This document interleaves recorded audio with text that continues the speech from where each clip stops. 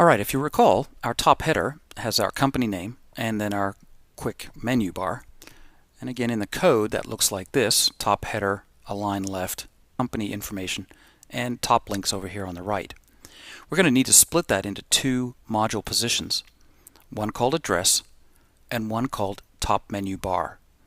So step one, find the company name, cut it out of the code, and save it for later use. Replace that company code with the Joomla module command, jdoc include type equals modules name equals address. You should add here style equals XHTML, and then hit save. Now, if we come back over to our site, of course, there's nothing there. So now we come over to our module manager. Go ahead and open a new custom HTML. You can call it company information. The position can be anything you want here. So let's give it the position called address. That's the most easy thing to remember.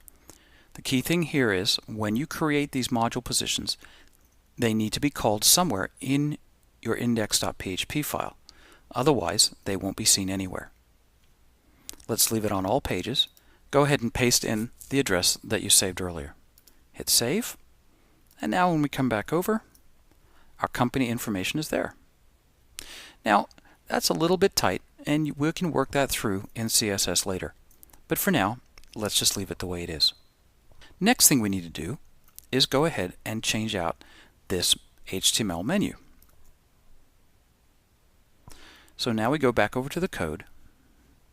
We find this line here, small gray text, and replace it with the module position called top menu bar.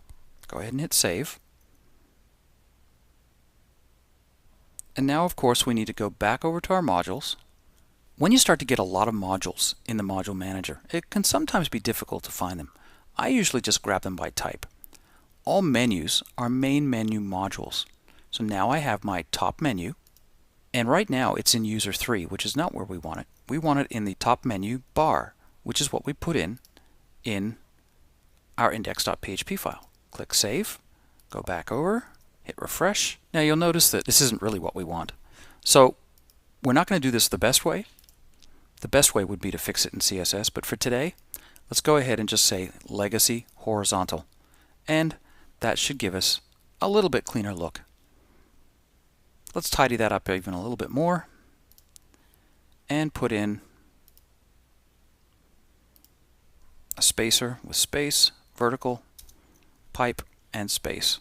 Hit save, hit refresh, and now you've got a little bit tidier menu system. However, it does use tables, and it's not what we really want. In a proper template, we want to use CSS to take care of that. So that's step number 2.